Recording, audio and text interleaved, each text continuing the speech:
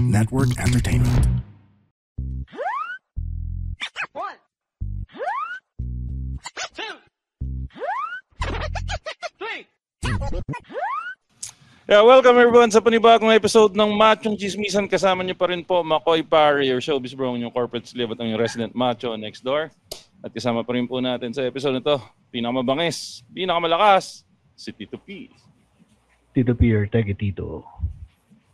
At kami nga po pala ang inyong Machong Chismisan. Kami po ang inyong longest running comedy podcast sa buong Pilipinas. At kami po ang inyong twice a week source of happiness dito sa podcasting world. Tito P. Oh.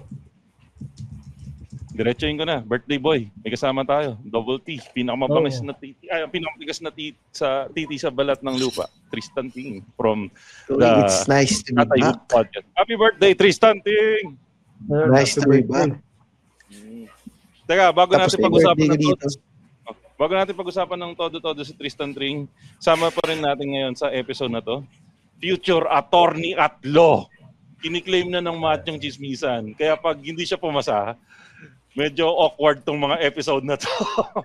Alam mo ba? Buburahin natin tong episode na to. Attorney. Dapat claim mo na Future yan. attorney, Bin Buena Agua. Gandang gabi po mga kamacho. Happy birthday Tristan T.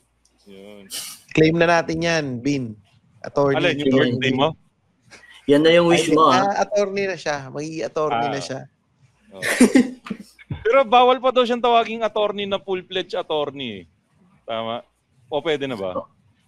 Kayo, hindi ko kayo mapipigilan basta hindi ko lang pwede sabihin na abogado. Wag na natin Pero- i-jinx yun na lang. Hindi, gusto ko batiin para pangatawanan na natin kasi 'di ba?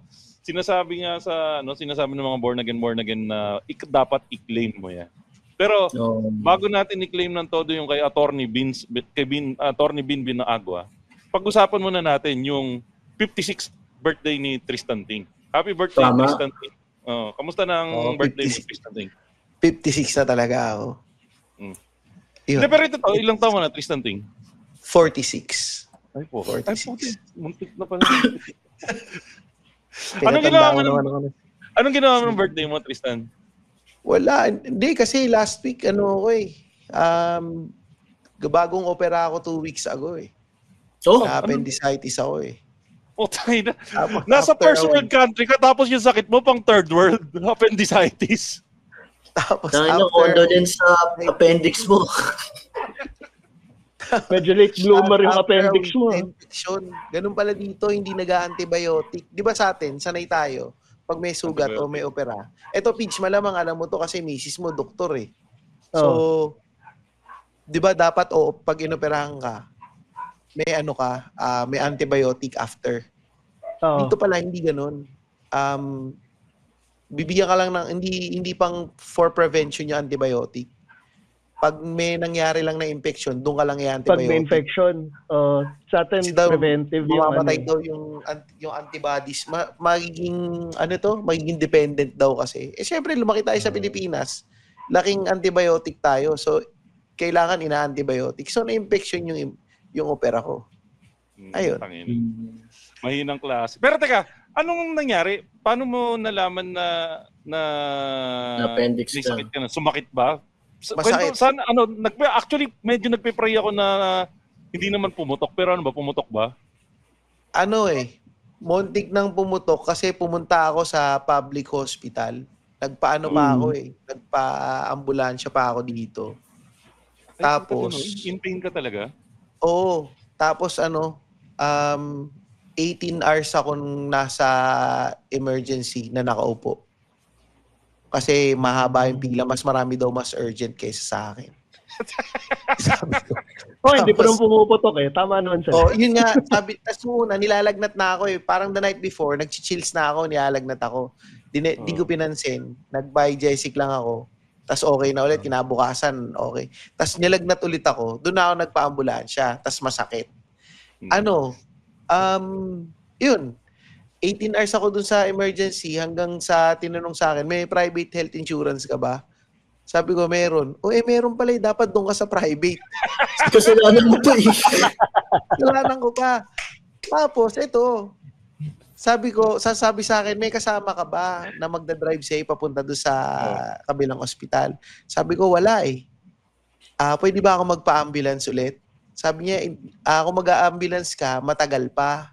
Oo. Lakarin mo na lang. Uber ka na lang. Putang ina. Ay, naggago nung lakarin mo na lang, putang ina. Pero yun nga, sabi nga rin nila, malapit lang yan. It's just across the road. Parang ganun pa sabi sa akin. Pwede mo lakarin. Sabi ko, masakit na. Tapos ginagawa nila, binubusog lang ako ng swero para wag pumutok. Pinamanage lang nila. Ayun. So, in the end, lumipat na lang ako ng private. Tapos, nag-sorry ka ba? Paano ka lumipat? Nag-Uber. Ito pa. Listan, baka lumipat ka, di ka man lang nag-sorry. Nakabala mo sila. Yung Uber pa, ang malupit nito, yung Uber, hindi siya pumasok dun sa paglabas mo ng emergency. Dapat nandun na siya eh. Hindi siya pumasok. Tangin yung Bombay. Sabi, hindi daw kasi siya pwedeng pumasok doon. Sabi ko, hindi pwedeng pumasok. Bakit ba di pumasok emergency? Yun nga eh. Hindi siya emergency vehicle. Ban na po ako dyan eh. Hindi siya pumasok. So, naglakad pa ako doon sa may kanto habang masakit yung appendix ko. Akala ko sasabihin mo, gumapang pa ako hanggang kanto. Ina, di ba? So, alam ko sila nag-angkas ka pa eh. No? Sobrang malas noon. Tapos pagdating ko doon sa private hospital, sabi ko, confident ako, meron akong private health. Sinabi sa akin, ay, hindi kayo covered. Putang ina. Sabi ko, sabi ko, paano gagawin ko dito? Balik po, mamamatay na lang kayo.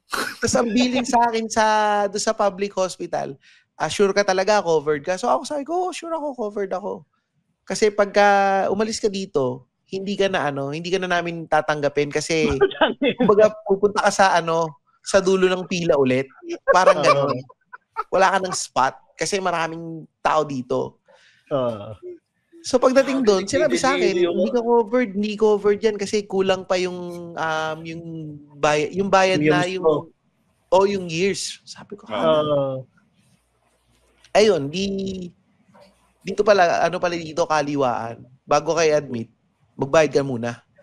Tapos maya-maya, yun yung mga ayaw sa pelikula ni FPJ, di ba? Yun yung mga parte na maglalabas na ng 45 si FPJ. Ayun, yun mismo. Tapos, yung doktor, nandun na rin, maniningil na rin ng professional fee. Bago ako pumasok. Sabi ko, grabe, ganun pala dito. Kasi first time ko lang ng hospital eh. So, nagbayad ka agad ako dun sa na ito yung babayaran mo, ganto-ganto. Tapos maya-maya, dumapit na yung doktor. Ako nga pala yung surgeon, ganto-ganto. Oo nga pala, ito yung babayaran mo. Sabi ko, hindi ko magbabayad. So, nagbayad na lang ako kasi wala ka ng choice eh. Yun. Pero hinabol ko sa insurance, ibabalik ni insurance.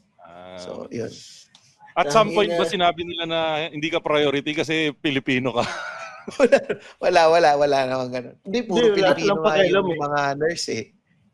Ang pakialam nila may pambayad eh. Pero, na-curious lang ako, mas naging mabigat ba yung dugo mo sa mga Indiano dahil pinaglakad ka nung Uber driver? Lalong bumigat. Kasi nga, mabaho na siya. Naglakad pa ako. Putang ina. At a certain point ba, inalok mo sila, hulugan na lang? Sabi ko, tangina tong mga hype na to. Sabi ko na nga, emergency eh. Buti may malay ka. Paano kung wala kang malay, no? Parang, ay hindi, hintayin natin magising bago natin singilin.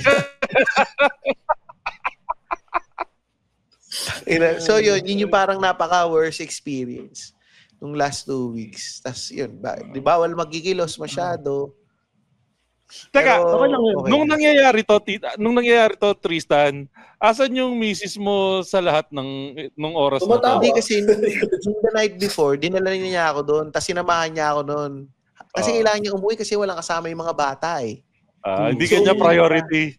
Sabi nung misis mo, hindi ka priority. Anak ko muna yung priority ko. So pinauwi ko siya kasi nga sabi ko, pucha, paano yung mga bata? Yun yung mahirap din na nandito kasi wala eh. Wala naman kami ibang kasama. Walang bantay. So, uwi siya. Ayun.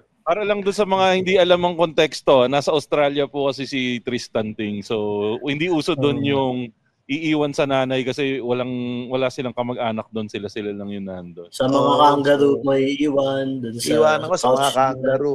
Oo, lalagay dun sa pouch. Pero yung experience mo parang pang Pilipinas, ha? Oh, actually, hindi totoo. Parang niremind sa'yo na Pilipino ka pa rin eh. Yung Actually Tito Pinong sinabi niya nga na na nagpunta siya sa isang public hospital.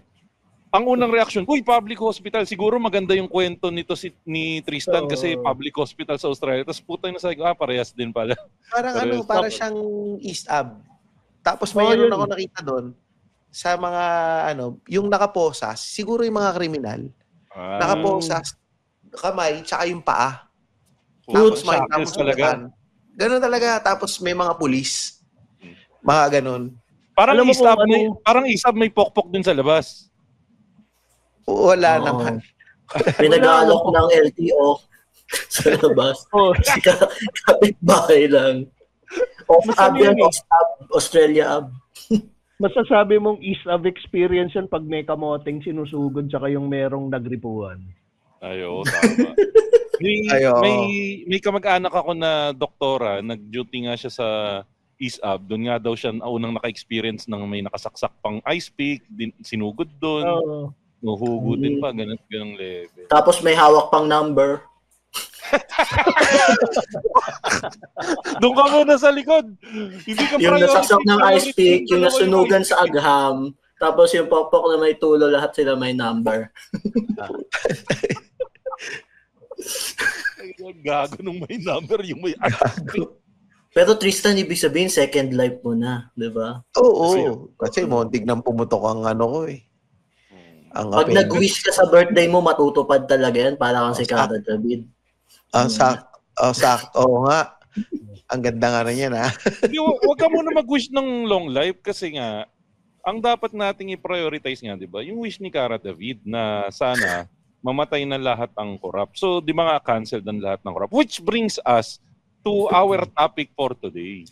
Kasi nga, ang topic natin, ang gusto ko sanang mapag-usapan, di ba nung huli nga nag-birthday si Cara David. And naging very famous yung birthday wish niya. At ang dami nga nagsabi na, "Uy, mga gago kayo, wag muna kayo mag-wish para matupad yung wish ni Cara David na mamatay na lahat ng corrupt." ang problema kasi, kailangan bang umabot tayo sa punto na gano'n na aasa na lang tayo sa birthday ni Cara aasa na lang tayo sa birthday wish ni Cara David na para makuha natin yung justice na gusto natin para sa atin. Kasi nga, kalat na sa balita ngayon yung corruption na nangyayari ngayon sa Pilipinas. Tingin ko dati pa naman may corruption sa Pilipinas pero ngayon talagang highlighted. Ako, very vocal ako na anti death penalty ako. Pero sa tingin nyo ba, dapat nang magkaroon ng death penalty sa Pinas, pero ang magkakaroon lang ng death penalty, yung corruption-related cases, katulad ng, yun nga, sa flood control. So, pag napasok ka doon, sa flood control. Eto, bigyan natin ng kunang hirit si Vin, since siya yung mas sa batas sa atin eh. So, Vin, anong stand mo? Bilang isang alam mo yung justice system sa Pinas. Tapos ikaw yung may alam sa atin sa justice system sa Pinas. Tingin mo ba okay na magkaroon ng death penalty sa Pinas?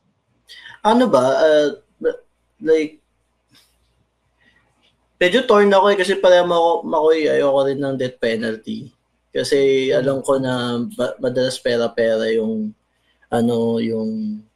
hindi lang sa hindi ibig sabihin binabayaran yung mga judge. Pero halimbawa, kuha ka ng abogado, kailangan mo ng pera.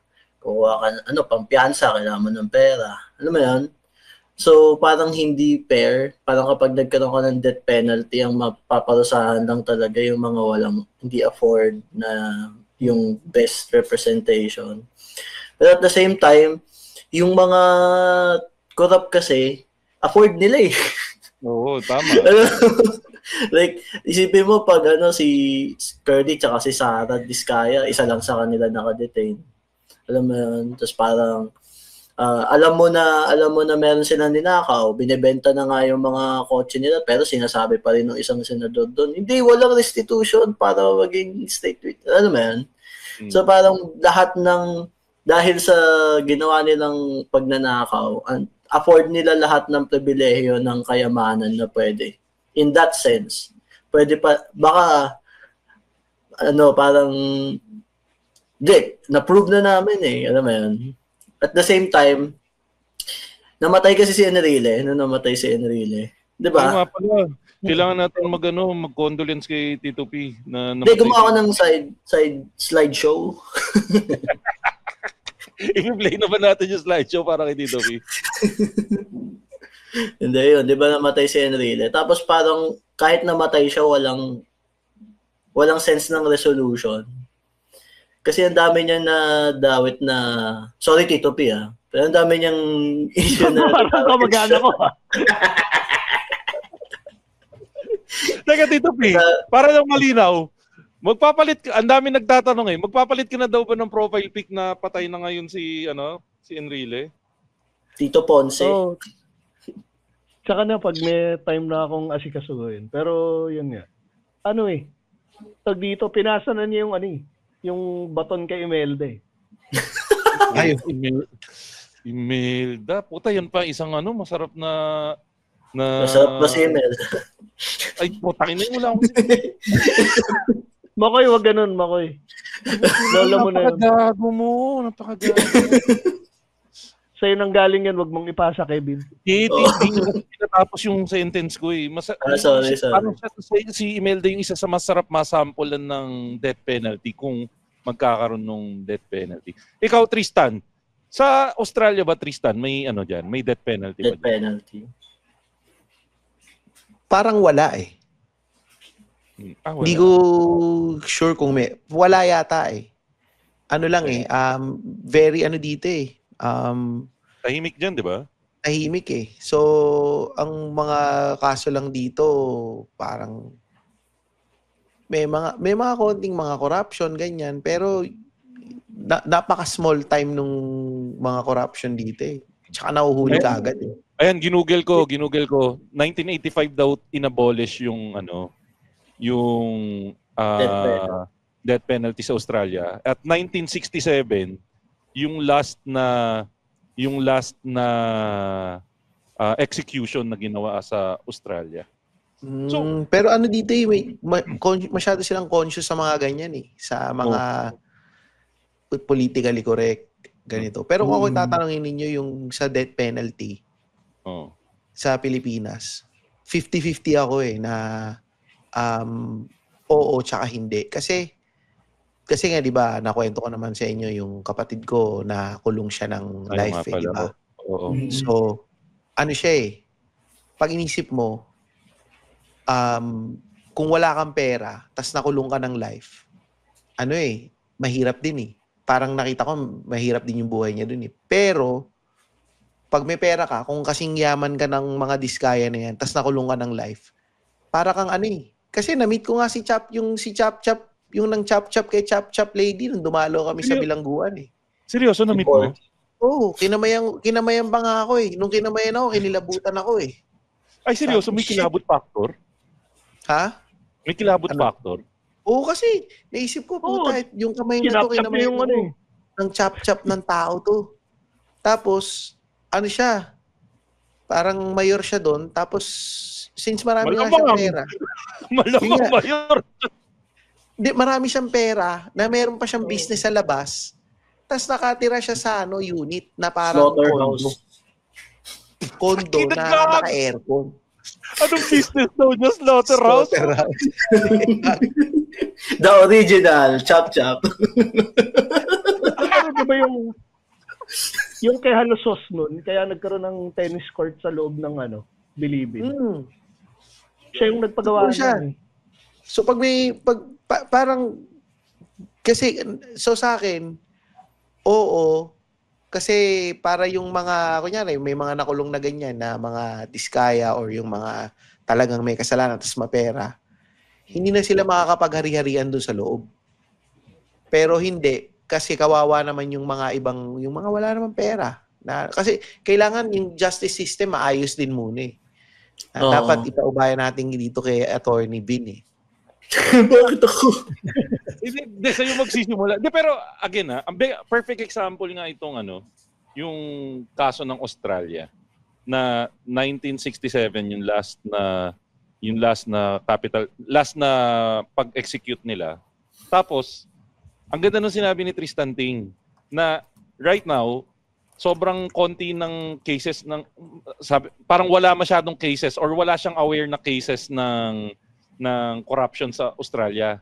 Na masasabi natin Tristan na pag sa Australia nasabing nag-umit ka or nag-corrupt ka, kadiri na yung tingin sa'yo ng tao, parang gano'n. Nasa ganung level ba? Yung mapaghinalaan ka lang. Tsaka yung mga tax dito, may resibo every year.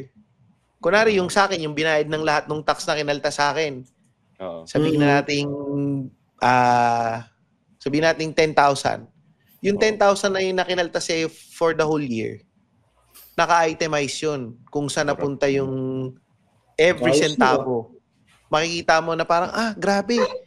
Makikita mo, ang laki pala ng part na tax ko napupunta sa healthcare. Napupunta tapos sa hindi mga... ka lang. Ang laki ng tax mo napupunta sa healthcare tapos hindi ka pinagdap. So, yung nagpatimban ka. May resibo. Yung pahirap dito, yun lang ang nakakainis dito. Kunwari, nandun ka sa certain part ng sweldo, 2% ng tax mo, binabayad mo sa medical levy. So, kung malaki yung sweldo mo, malaki yung binabayad mo doon sa medical levy. So, ina-advise kami ng accountant na wag na kayo magbayad ng tax ng medical levy. Kumuha kayo yung private lang. Ako naisip ko, hindi na.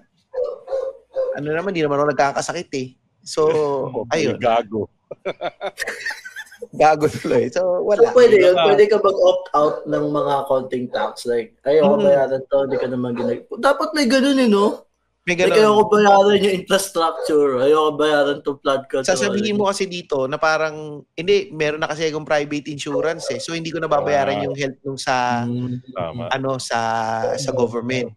Para gusto mo, ikaw, private ka lang. Dagdag ka lang siguro mga $20 a month yun sa private. Private ka na, hindi ka pipila. Magtatawid ka lang, tsaka mag-Uber. Iyon. Yun. Si Tito P, ikaw, ano opinion mo dun sa death penalty? Ang tandaan nyo, ang pinopropose ko, death penalty para doon sa mga corrupt. Specific sa corruption cases. Parang mahirap tanggapin pa rin yung sa iba eh. Pero focus tayo sa corrupt. Sige, Tito P, go. Sa akin, agree ako pag specific lang sa corruption cases.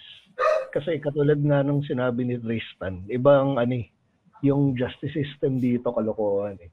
Pag marami kang pera, parang parang exempted ka rin eh.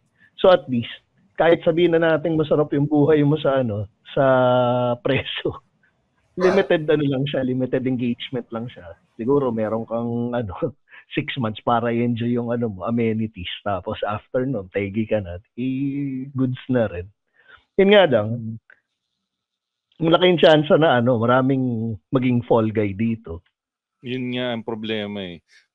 Parang ang sarap kasi nung feeling na may instant justice tayo kagad. Yun kasi yung ibinibigay na yun yung parang ibinibigay na convenience ng death penalty no. Ramdam na ramdam mo yung parang instant justice na patay ka na gago, nagbibigay ng pag-asa na hindi ka na uulit-ulit. Pero para sa akin okay pa din yung katulad ng nararanasan nila yung hirap ng kulungan, lalo na sa klase ng kulungan dito. Ikaw nga Tristan, medyo swerte pa ba masasabi yung case ng kapatid mo dahil maganda yung lagay ng kulungan nila or medyo pangit din ba? Di ba sa medyo isolated area siya? Isolated eh. Kasi nung una sa Munti siya sa maximum security siya hindi, umpisa pala muna, sa Quezon City Jail siya dinala. Pero sa Quezon City Jail, wala kang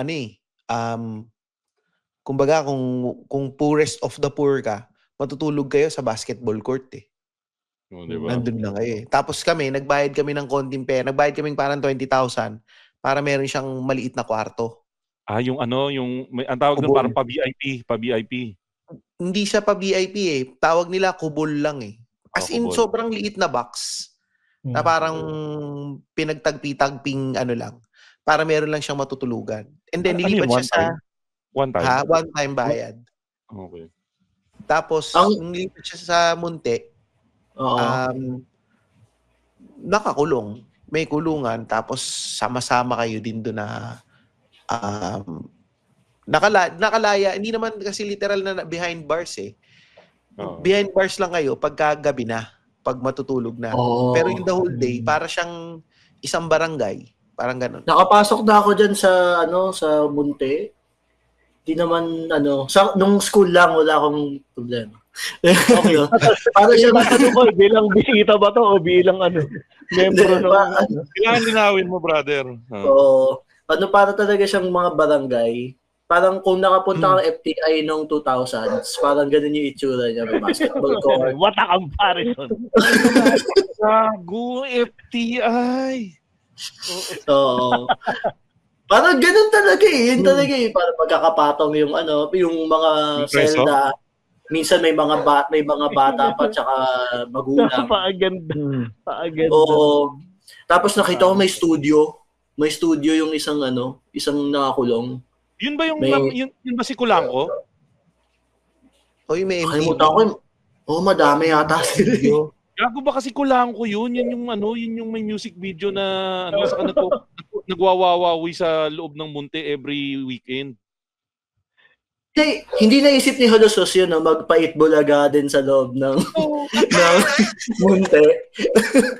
Ang ganda nun, pre. Pero totoo Sugod bahay gang. Sunog bahay gang eh. Sunog bahay. May kaaway tayo sa kabilang gang. Sunog bahay! Tangin na tira sa puwet si Paolo doon.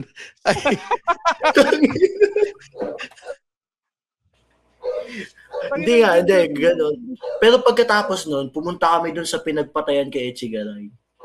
Meron siyang maliit na kwarto.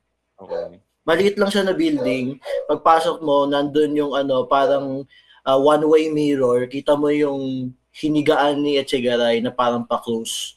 Tapos sa loob nun, nandun yung holding area niya, yung kung saan siya, nung gabi na bago siya i-execute, dun siya may kama lang, tsaka padded yung room. So, parang din, very, pagpunta ka dun, very, mag-iiba talaga yung itsura, magiging totoo sa'yo yung paano patayin, kasi parang, pinakita sa'yo yung kwarto. Tapos meron dun sa labas nung kung saan siya i-execute, merong desk, tapos may telepono. Ha? Nawala yung audio mo, Vin. Sorry. Hello? Hindi, meron. Meron. Tuloy niyo lang. Kasalanan mo. Na-joke lang. Ayan. So, pag ganon, makikita mo din na kung bakit kahit na sobrang heinous nung ginawa ni Echegaray, hanggang sa dulo meron pa ring na wag siyang patayin kasi parang hindi mo siya... Kayo ba? Every time ba may magkakasakit na politiko, ano nararamdaman niyo? Like, nararamdaman niyo buti nga ganyan o totoo ba yan? Ano nararamdaman niyo? Parang pag may nakikita kayong visibly nagsasuffer na politician. Ako nonchalant ako eh. Ako, isip ko, nagkukunwari lang tong may sakit para wag makasuhan. Yun nga. Kasi di ba death penalty parang yun or nabanggit niyo sa death penalty and dun sa pagkakakulong. Ang assumption natin kasi magsasuffer sila. Di ba? Parang yun yung gusto nating balik na mag-suffer sila. Pero sa akin kasi nagsasuffer na sila pero hindi naman bumabalik yung ninakaw. Tapos next year or next presidency mauulit-uli. Alam mo yun? Pero Vin, ang problema kasi yung hindi sila nagsasuffer pero di rin bumabalik yung ninakaw. So mas at least makabawi mo lang tayo na kahit konti man lang puta may konti tayong satisfaction na, uy, si Jinggoy napupuwitan sa... Ay, hindi siya nagsasuffer pag napupuwitan. Hindi. Gusto niya yan eh. Di umano. Allegedly. Hindi yun. Ay, no. Pero halimbawa ngayon, si Tatay Digong nakakulong sa ICC, di ba? Bring him home. Ano? Hindi ako ang satisfaction ako, alam naman natin lahat na sobrang different ng living conditions ng kulungan sa Pilipinas dun sa kulungan sa ICC. Ako para sa akin yung the mere fact lang na number one nagsasuffer siya dahil number one away siya sa family niya, hindi siya nakakaalis ng yung kumbaga natanggalan siya ng kahit konting freedom, nabawasan yung nabawasan yung mga bagay na kaya niyang gawin. Para sa akin that's part na ng retribution para doon sa mga bagay na ginawa niya. Though at up to current time hindi pa napapatunayan ng korte. So technically hindi pa yun yung parusa niya. Pero the mere fact na nandun siya nakadetain at natatry yung kaso niya, para sa akin that's good enough for me. Kesa yung walang nangyayari.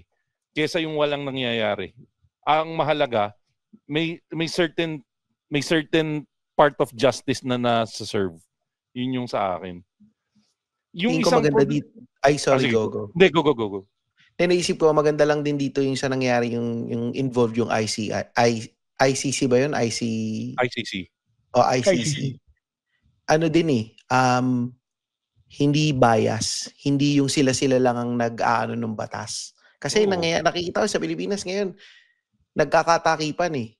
Kita mo yung nangyari kay Duterte. Kaya nga napuntang nakulong siya dun eh. Kasi kumbaga nawala yung mga padrino system, nawala yung mga connection.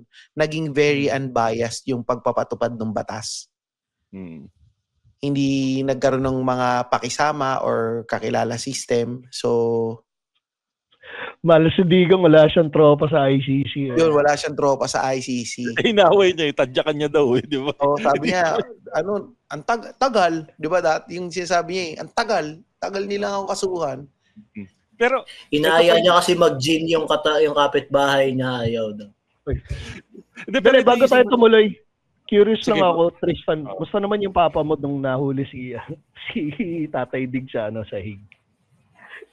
Actually, ito nga ang AirPods ko, pinipilit niya na wala na daw sa dahig ni si Duterte. Kasi mga nakikita niya sa TikTok.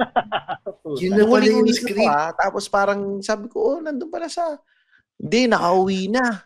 Sabi ko, ha? Sabi ko, hindi mo nakauwi Sabi, hindi, nakauwi na. Fake yung mga balita na nandun siya. Nakita ko. Tapos nung pinakita sa akin sa TikTok, yung mga inedit na mga sabi ko pa, inedit lang yan. So, yun. Ito, katabi niya yung kumakantang pusa. So, yun yung ano ba ng kumakantang pusa? Yung laruan ng bata, Talking Tom ba yun? Talking Tom? So hanggang ito, hindi mo ba nakita? Tita ko na sabi, hindi, wala pa. Ganun. Sa isip ko, grabe, napakatinding tension nito. Nag-aaway kayo ng politika, yung mga matatanda. Napakatinding tension nito. Wag na tayo mag-usap tungkol dyan. Utang na loob, sabihin mo sa akin yung tita mo, BBM. Hindi. Ano ba? Hindi BBM. Hindi BBM. Parang Lenny yata siya. Lenny. Lenny. Tapos parang nagtatalo sila. Sabi ka na lang, umuuna lang kayo. Hindi na masaya yung tita na Lenny tapos datay na DDS eh. Mas maganda na yung tita na BBM tapos tatay na DDS. Mas magandang away yun eh.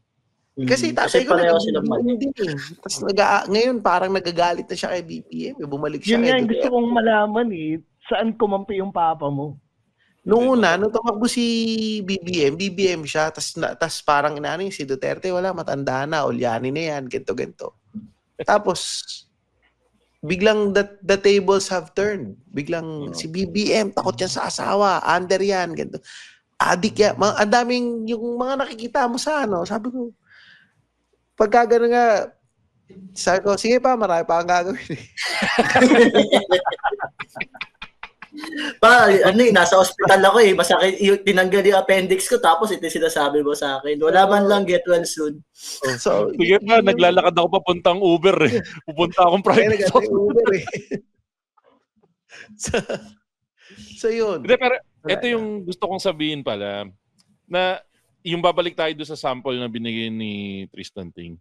Tingin ko, ito yung best example yung Australia na hindi pala death penalty yung parang magiging best, anong term dito?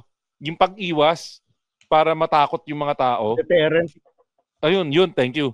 Hindi death penalty yung pinaka-best deterrent para hindi gumawa ng kasalanan yung tao. Ang pinakamagandang deterrent para hindi gumawa ng kasalanan yung tao is yung kasiguraduhan na mapaparusahan sila. Ano ba yung English ng kasiguraduhan? Mahina na akong ano ngayon. It's not the severity of punishment but the certainty of punishment. Sabi ni Chel Jokno dati. Ayun, si Atty. Chel. Kasi nga, imagine mo, Tristan, sa Australia, pag may ginawa kang kasalanan, yung chances na mapaparusahan ka, medyo malaki-laki. Dito sa Pinas, sample, Tristan Ting, kunwari, nag-drive.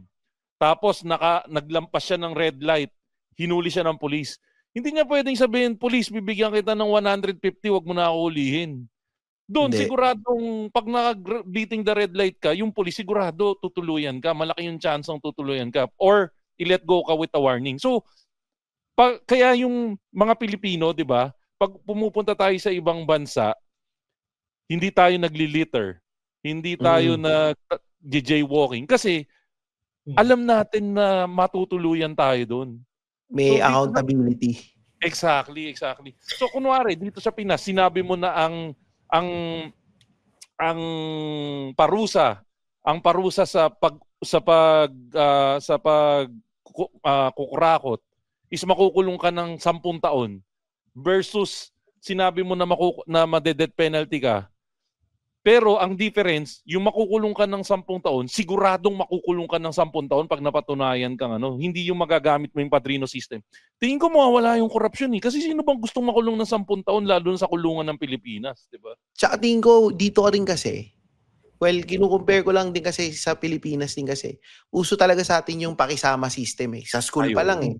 Kunyari, hindi ka masyadong nag-contribute sa thesis ninyo. Pero since may pakisama system kayo, sige, ikakarga ka na dito. Sige, okay lang, hindi ka na, isasama ka na namin sa listahan.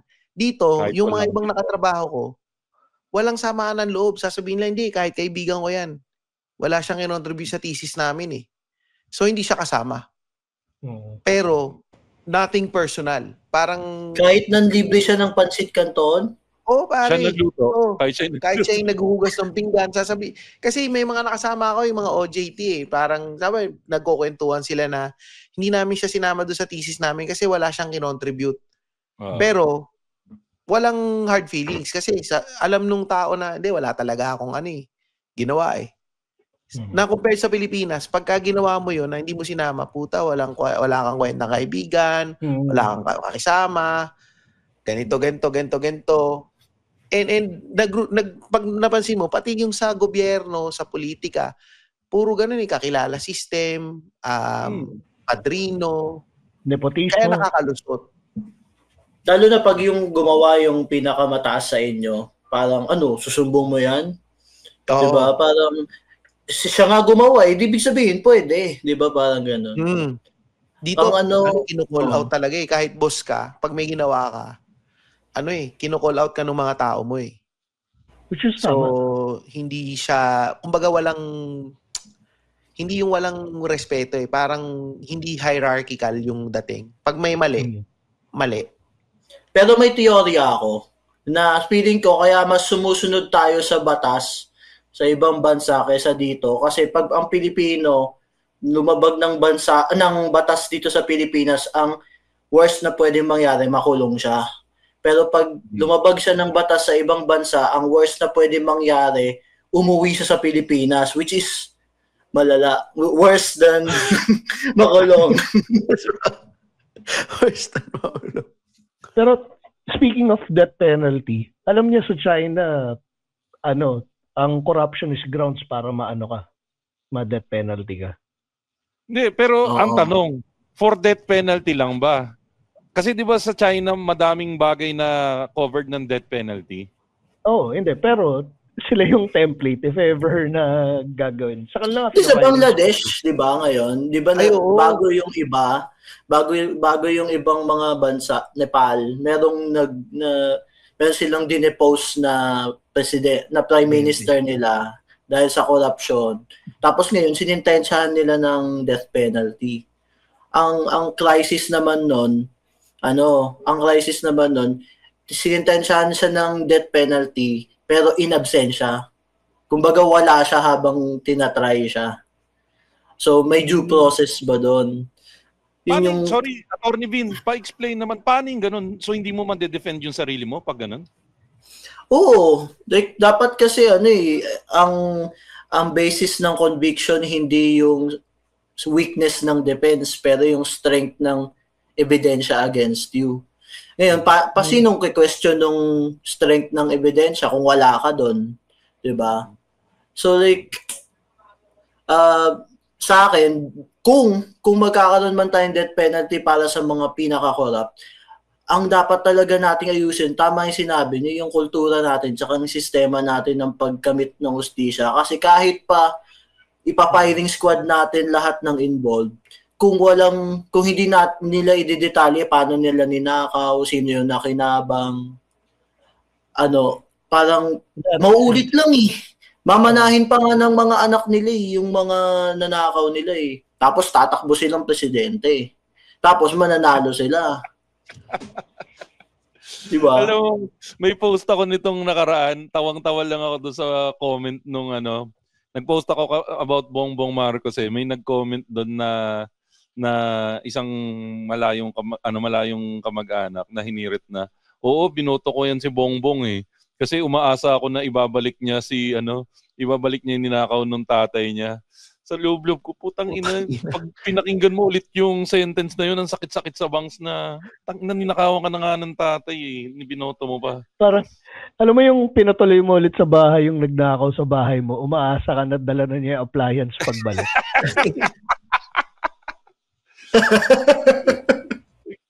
Parang dito lang sa Pilipinas mo maririnig yun eh, no? Na parang tangina ninakawan tayo ng pamilya nito. Try natin silang pabalikin ulit baka ibalik nila yung ninakaw.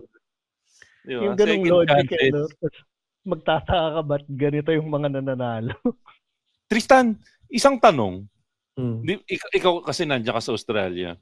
Kahit pa paano ba, hindi ka ba tinatanong ng mga Australiano dyan na gaano katanga yung mga kamag-anak mo dito sa Pilipinas o gaano katanga yung mga kababayan mo na binoto nyo ulit yung mga Marcos? Ang nila dito, si Duterte. Parang, yun yung mainit yan. Yun yung parang, si Duterte. Bakit yun yung gusto ng mga tao? Parang ganun. Eh, di ba mamamatay tao yan? Parang ganun yung, nila. Tas yung kay Marcos, sabi niya, ang usap naman dito, kasi meron ditong lumabas na interview si Bongbong. Tinanong siya ng reporter, di ba yung tatay mo nangurakot, gento-gento? Parang to that, yung tanong. Ganun kasi ang tanungan sa ibang media, hindi katulad sa Pinas na rekta eh. Na parang, di ba yung tatay mo, paano yung mga ninakaw ng tatay mo? Parang ganun. Tapos, tumawa si Bongbong. Naalala yan. Oo. Tas, sabi nung reporter, so natatawa ka pa na nagnakaw yung tatay mo? Parang ganun yung sinagot sa kanya. Na parang tapos dito, sex or chocolates? Chocolates! Tama, totoo. Tas dyan, buta, sex o chocolate, puro kabaklaan. So, pero in fairness, may mga new breed of reporters na handa nang mag-call out ngayon dun sa mga ini-interview nila. Sila Carmina, sila Karen. Si Carmina. Tapos merong isa yung taga-ABS din, yung kausap si Auntie Claire. Tapos sinabi ni Auntie Claire na kalimutan na natin yan, blah blah blah blah. Tapos hiniritan siyang ganun, harap-harapan. Hindi, nagtatanong ang mga taxpayer, hindi verbatim, pero hindi. Taxpayers want to know why are people being replaced, Ganda.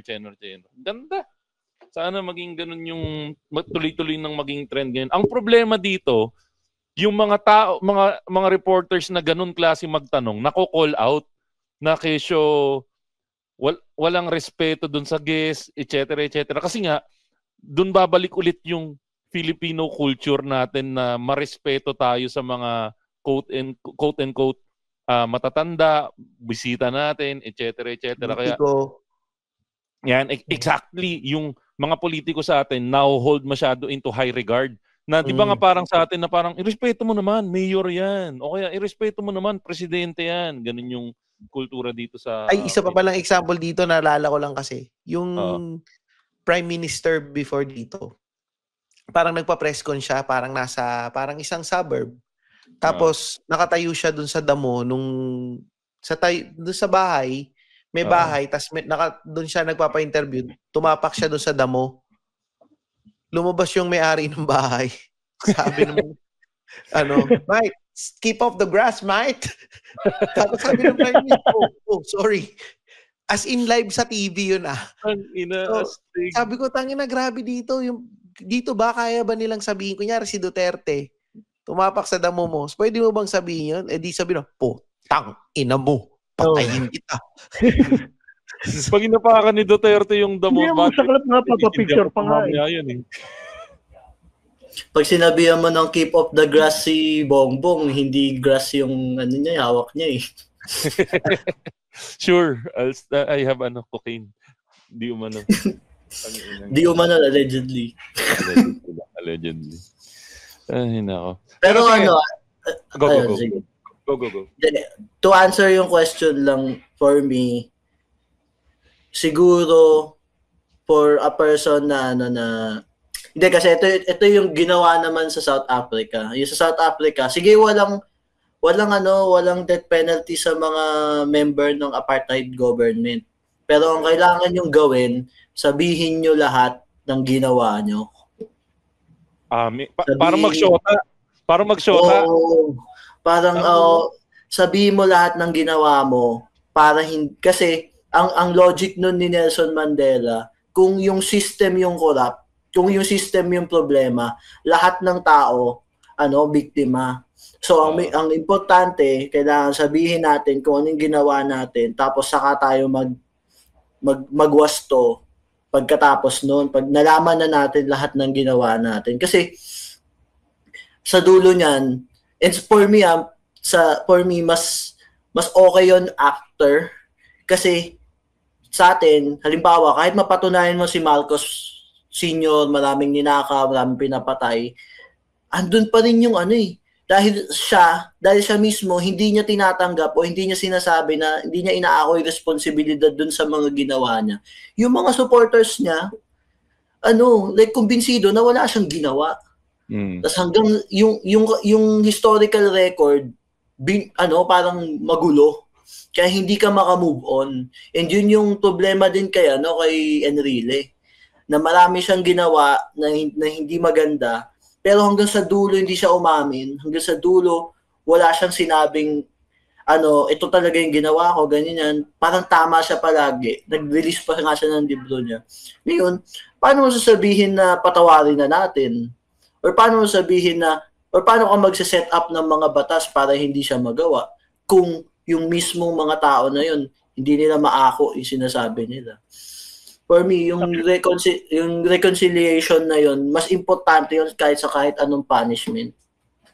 Yan. Dito ako agree sa sinabi ni Vin, na tama nga naman, kung maglalagay ka ng corrective action, dapat ma-identify mo yung yung mga pain points, yung mga naging problema. Kasi paano mo i-remedy isang bagay na hindi mo na-identify kung ano nga yung problema in the first place. Tama naman. Kasi kung yung goal ng death penalty is matakot yung mga magnanakaw, hanggat walang nagsasabi kung paano sila nagnakaw, mauudit lang yan. Tapos chamba-chamba na lang. Para siyang jaywalking o kaya pagbit ng red light. Di masampulan yung masasampulan, at least hindi ako yun, di ba? Pero tama. Sige, going around the room. Si Tito P, anong final say mo? Kailangan bang magkaroon ng death penalty o wala? Ako agree ako, pero provided na yung effective yung ano niya, yung delivery niya.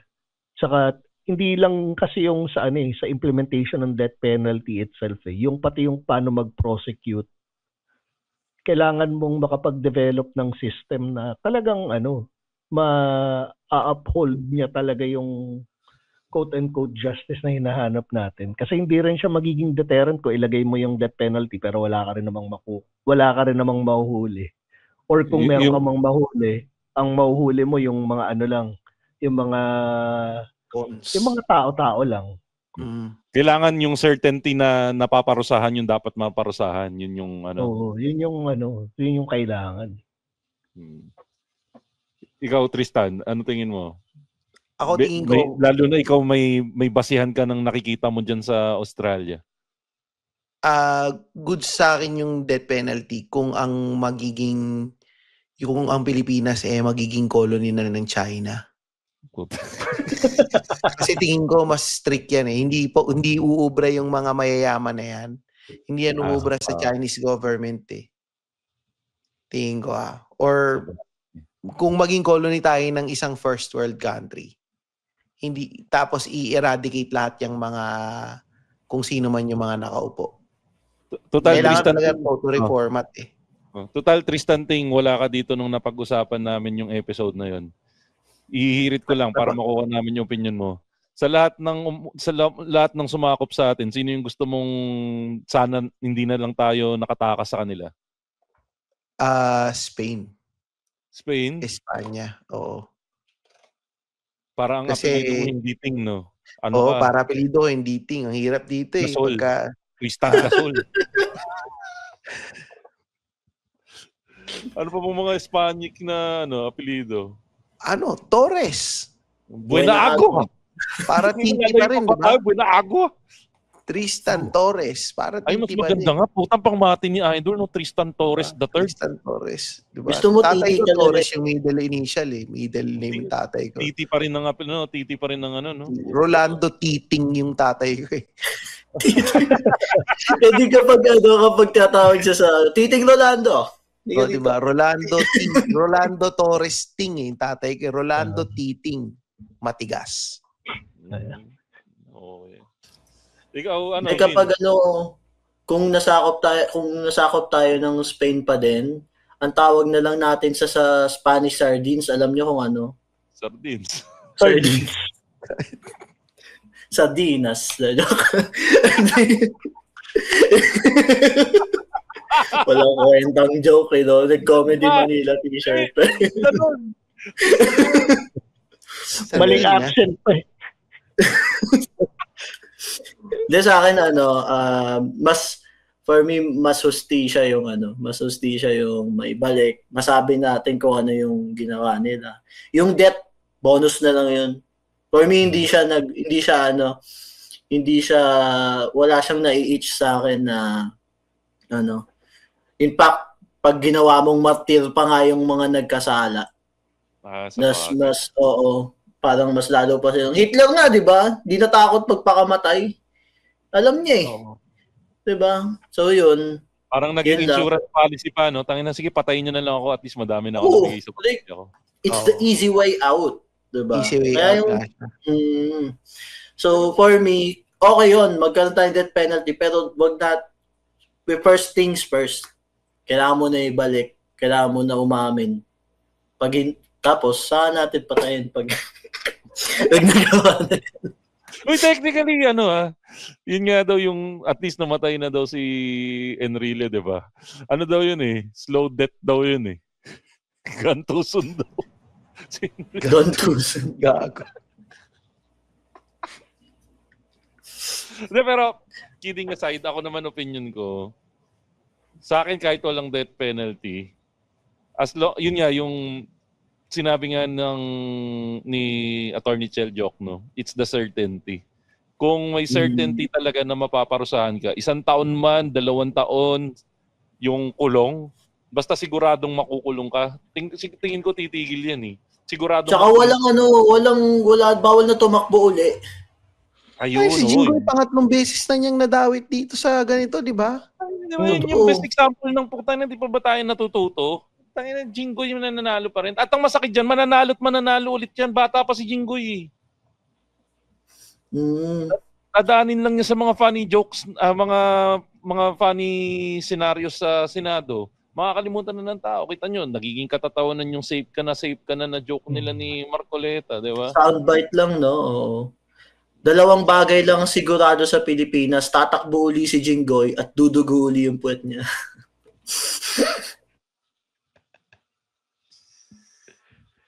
At yan po, kaibigan natin latest episode ng Machong Chismisan. Vin, saan kanila pwede i-follow, Vin? Saan kanila pwede panoorin, Vin? Tinapos yung show sa joke na yun. Sorry sa @binbanagua comedy sa Instagram at sa Facebook. Hindi na ako nagti-TikTok kasi yung mga bobo yung mga tao doon. Gago ka. Joke lang. Hindi, alam naman natin. Pero huwag mo naman ipangalanganda. Kasi gagawin ko soundbite to eh. Ako lang yun Ako lang nagsabi nun. Ako lang. Binbanagua. I-follow nyo po ako tapos mag-murahin nyo ako. And Attorney Binbanagua pa mga kaibigan. At syempre, ang ating birthday boy, Tristan Ting, na na-miss natin sa Machong Chismisan.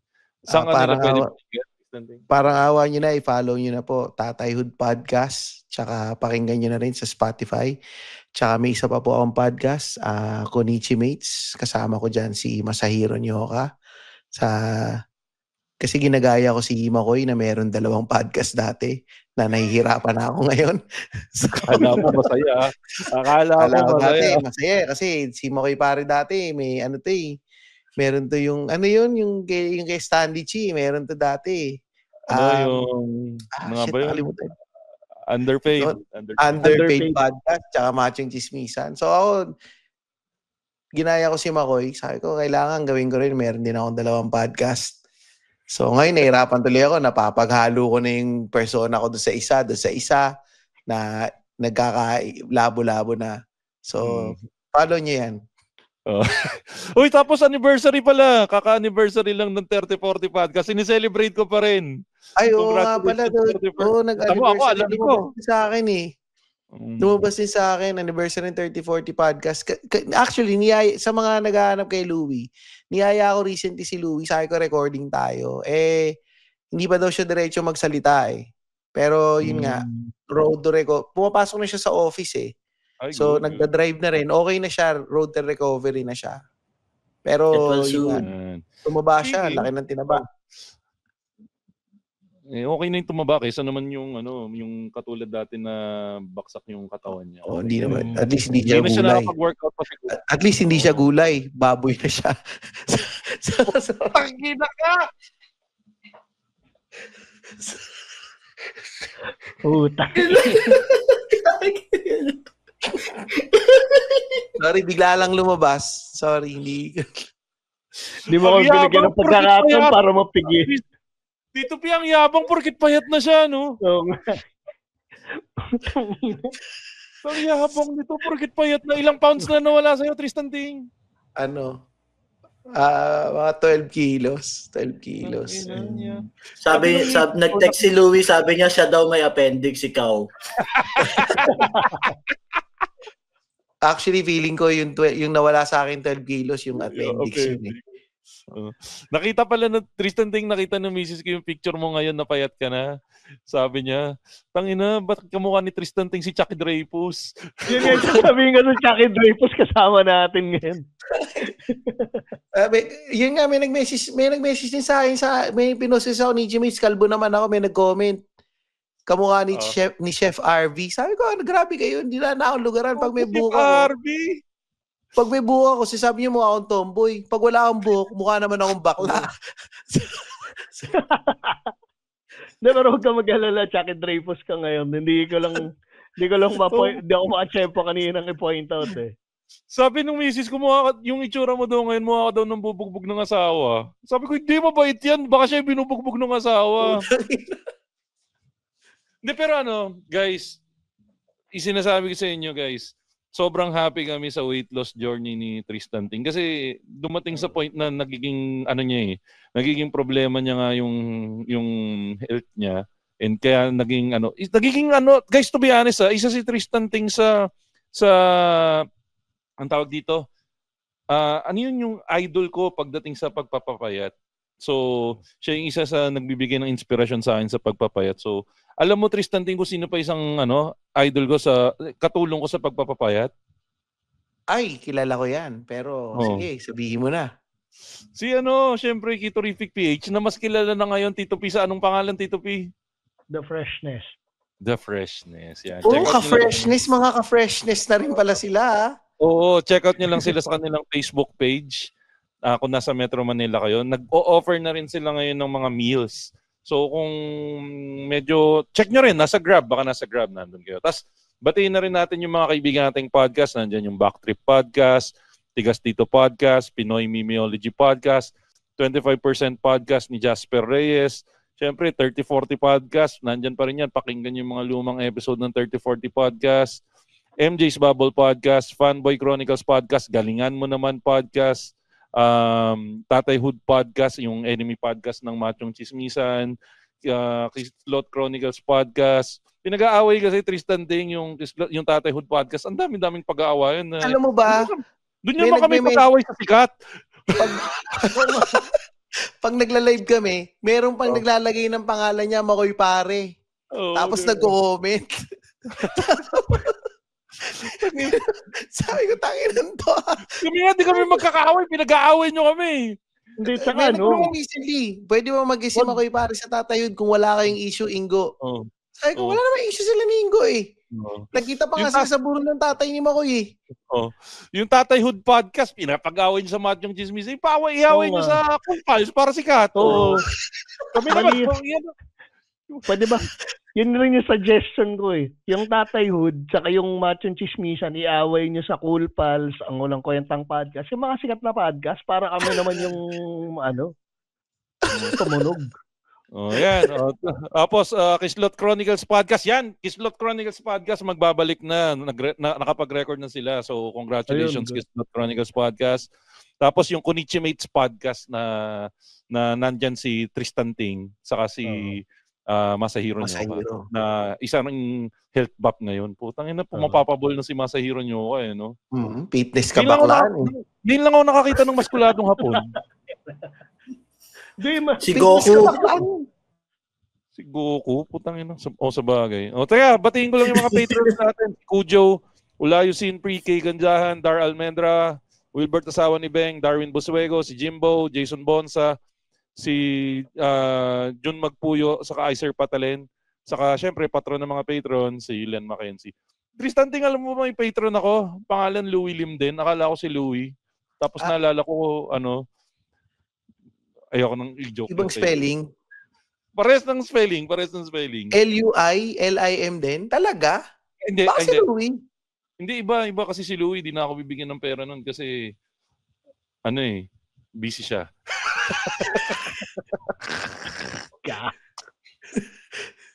Hindi na nag-patron kasi si Louie. Anyways, again, guys, kantahan naman natin happy birthday si Tristan Ting. Happy birthday to you. Thank you, 56 na. Isa kumante. Yan po mga kaibigan nating latest episode ng Machong Chismisan. At sana nga, hindi mo na mag-wish si Tristan Ting para matuloy-tuloy pa rin yung wish ni Miss Cara David. Pero kasama po natin from Comedy Manila, Attorney Vin Buenaagua na laging nagsasabing, ang tunay na macho ay makatarungan. Nice. At kasama po natin ang pinakamatigas, Double T, Tristan Ting from 3040 Podcast, Tatay Hood Podcast, at Konichi Mates Podcast na lagi nagsasabing, hindi porkit bakla, tama.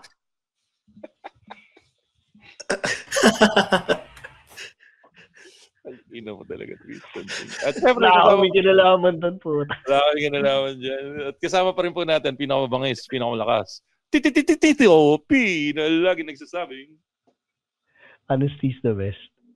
At ako naman po si Makoy Pare, yung showbiz bro na lagi nagsasabing, lagi niyong tatandaan, ang tunay na macho, chismoso. Have a great day, everyone. Bleep!